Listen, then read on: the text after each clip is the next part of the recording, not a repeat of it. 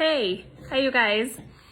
I know more will join in later, but the reason why I'm popping on here before kids get home from school, might have some trickling in while I'm recording this, is because yesterday we did a post on kid craft organization and I was getting a lot of the same questions. And so I wanted to get on here and answer the questions. I feel like lots of times it's easier to talk about it in person. And so, I want to be able to get to your questions and have you feel like you had the answers that you needed. So we're going to talk about kid. Hi, thanks for joining, you guys.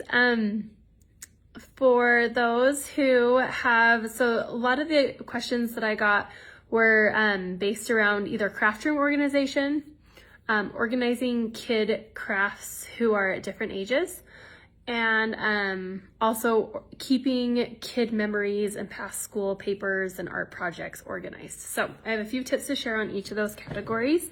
The first one that's a super easy hack, someone asked about storing and organizing 12 by 12 scrapbook paper.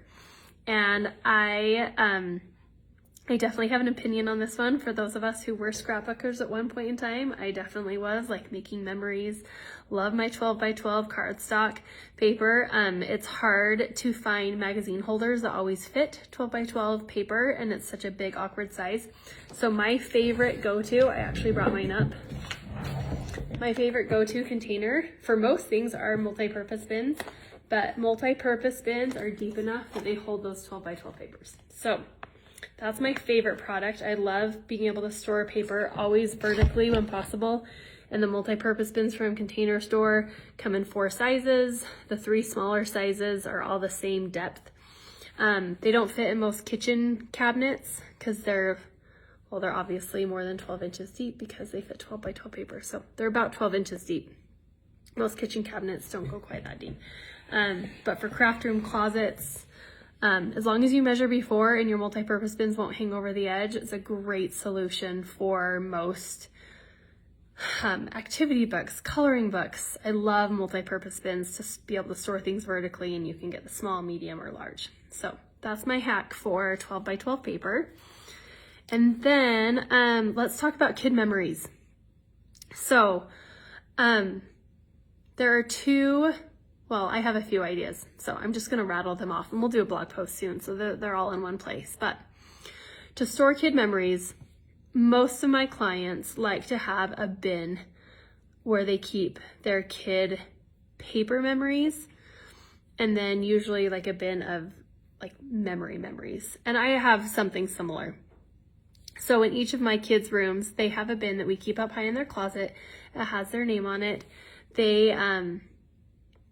Their trophies, old t-shirts maybe that we're saving for a someday t-shirt quilt.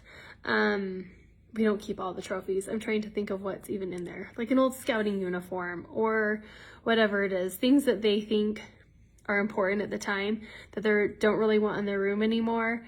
They want it to go in their memory bin. And I think it's special to keep a hold of some memories. I don't like keeping a hold of a lot of things.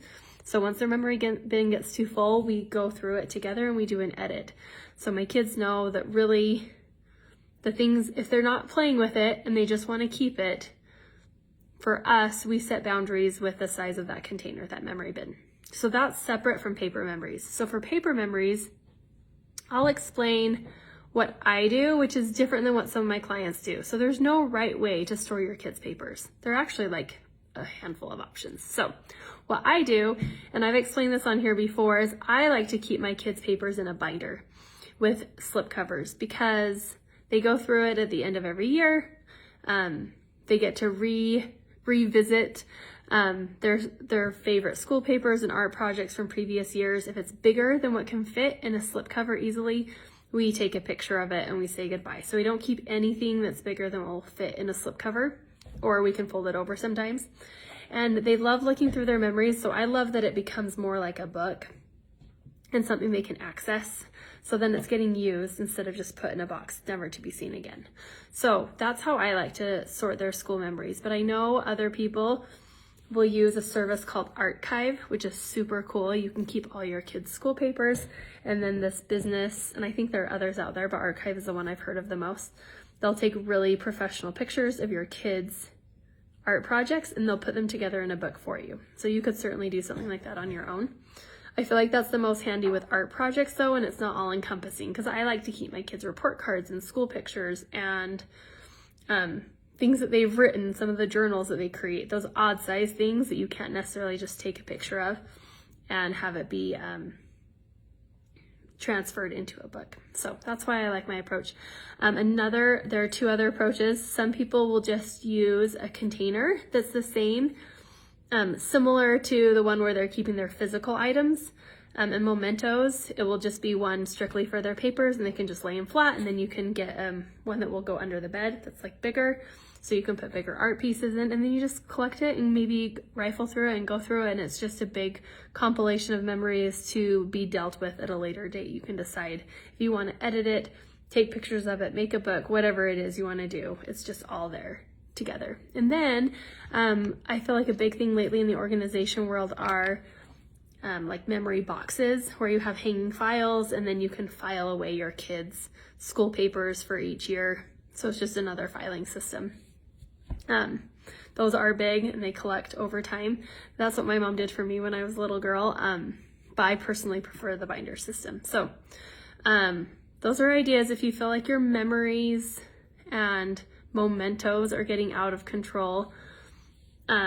I know that can be really hard, and I think it's really important to keep sentimental things, but the sentimental things can really take over your space in your life if you don't keep it in check. So I like to keep it in check by deciding on a predetermined size of container where we're going to keep our most special prized possessions that we really want to take with us, maybe, or give to our kids and have them take with them when they get married, when they have kids, whatever it is, but keep it in a defined space. Okay, so that's memories. Now let's get to kid crafting. And there were a lot of questions that came in. I know every home is so different. I know every kid is so different. So whether you decide to store all your art supplies in a caddy so your kids can pull it out, or whether you're storing art supplies up high in a pantry so your kids can't get it down without your help, if that's the goal. Every family is so different, so there's not a one size fits all for craft supplies, because every kid is different. My youngest, Liv, when she was, 2 to 4, she would get her hands on anything: eyeliner, bronzer, lipstick. It wasn't always makeup. She would, I'm sure everyone's had a naughty before, but whatever it was, Sharpies, anything she could find in the house, I had to hide and have a special place for anything that she could color with or make a mess with in any way. So I totally understand that stage, and I think for whatever stage it is, the most important thing is following the same principles of organization. So figure out the things that you need the most, figure out the things that your kids are going to use the most and appreciate the most, contain them, label them, and then give them a home. So if you want Play-Doh and paints and any slime making supplies to be in your home, but you want them to stay in the kitchen so that it's easy cleanup, and you want them up high so that you have control over when they're gone out, great. Same thing, contain it, label it, and then give it a home. So if the high priority there is for it to be up high, then that gets high priority for the up high items. Whatever's up high right now maybe can either come down or be distributed to another room.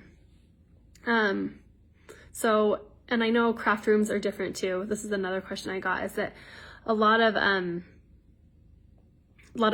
us don't have craft rooms or homework rooms, or maybe the crafts are in dad's office, or maybe the crafts are in mom's personal space, mom's office, or wherever it is, or maybe, crafting is kept in the kitchen, or maybe it's in a hallway closet or in a linen closet. So none of that really matters. I do think it's important to be intentional about where you keep it and how you are allowing your kids to use it. So, and you get to decide, because you're the mom or the dad. You get to choose where it goes, but creating a space for where it will work best for your family, I think, really makes it nice to keep it clean and accessible. And getting your kids involved, I know I give this tip a lot, but we just reorganized our crafts this summer, and getting my girls involved, because we sorted things and there were beads and paper clips and I'm not even sure what, like tongue depressors and wood pieces that were all over, and so getting them involved, and we put everything in zipper pouches and we labeled them, whereas before it was just a big bag of like crafting pieces, which was fine. But getting them on board with it made them invested, and they've been so much better about putting things where they go. And it's more fun too, because now they can pull out the bag of beads to make a bracelet, whereas before they were digging through like pom-poms and pipe cleaners just to find random things to make their creations. So, yeah, are there any other questions? Oh, what handheld labeler works best? I personally, that's a great question because we're talking about labeling all these crafting things. I have a cheap handheld labeler that I just got off of Amazon.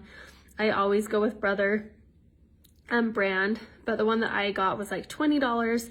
But those handheld labelers usually only come with 12 millimeter tape, which is like not any wider than my finger. And I personally like the label tape. If you've seen the projects that I do that are twice as thick, they come with 24 millimeter tape. And that is not a handheld labeler. It's called the P-Touch Cube, and I link it a lot. I can link it again after this.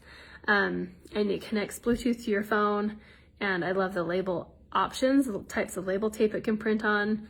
It's super handy, and I think the labels are much more versatile because you can make them much bigger, which is so helpful for aesthetic and for usability, so your family really can see the labels, so they're not just look like a little tiny label that you're slapping on something, and it fits the scale more. So favorite handheld labeler is just, I don't think it really matters, but if you want to invest in a nice labeler, it is about $100, but I love the cube labeler and I think it's worth the investment. So I'll link both of them after this.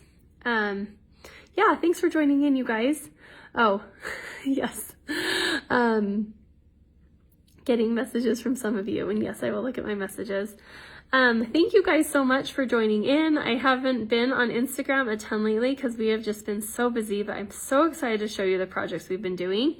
We're going on a road trip for fall break, so I'm hoping that we'll be sometime in the car that I can catch up on DMs and answering questions and just being here to share some of our most recent projects because there are some really good ones. So I hope that helped a little bit with those 3 topics of scrapbook paper, keeping kids' memories, and then also just helping kid craft organization through different ages. But let me know if there's anything I didn't get to.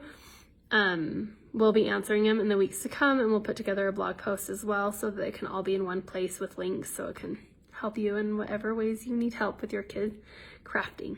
Okay, have a great afternoon. See ya. Bye.